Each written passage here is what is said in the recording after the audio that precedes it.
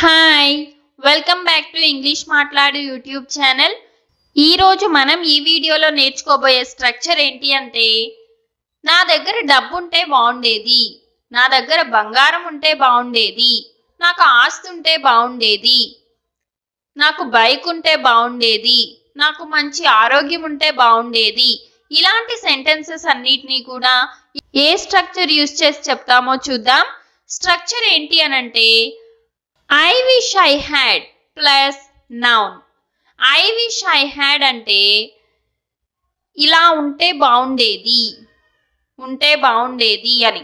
Plus ఏది, ఆస్తి అయితే ఆస్తి, డబ్బు అయితే డబ్బు, బంగారం అయితే బంగారం, ఇలా ఇక్కడ నౌన్ అన్నమాట. అది స్ట్రక్చర్. ఇప్పుడు ఎగ్జాంపుల్ సెంటెన్సెస్ చూద్దాం. ఫస్ట్ వన్ ఈజ్ నా దగ్గర డబ్బు ఉంటే బాగుండేది.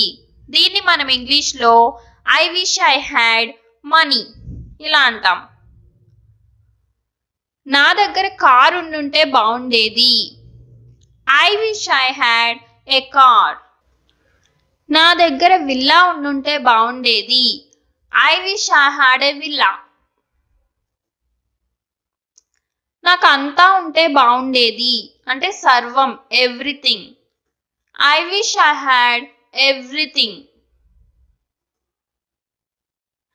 నాకు ఎక్కువ మంది స్నేహితులు ఉంటే బాగుండేది. I wish I had more friends.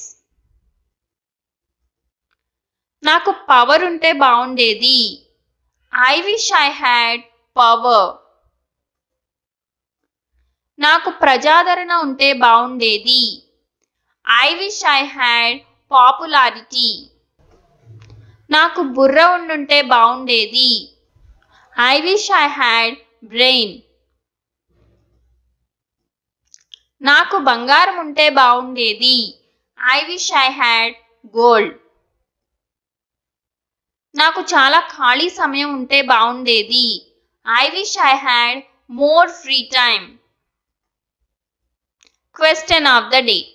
నాకు జుట్టు ఉంటే బాగుండేది అనే దాన్ని ఇంగ్లీష్లో ఏమంటారో కమెంట్ సెక్షన్లో కమెంట్ చేయండి. నిన్నటి ప్రశ్నకు జవాబు do ever knock my door. ఎప్పుడైనా నా తలుపు తట్టు అనే దాన్ని ఇలా అంటాం. మన ఛానల్ని సబ్స్క్రైబ్ చేసుకోండి, బెల్ ఐకాన్ క్లిక్ చేసి ఆల్ అనేది ఎనేబుల్ చేసుకోండి. ఈ వీడియో కనుక మీకు యూస్ఫుల్ అనిపిస్తే ఖచ్చితంగా లైక్ చేయండి, మీ ఫ్రెండ్స్ అండ్ ఫ్యామిలీతో షేర్ చేయండి.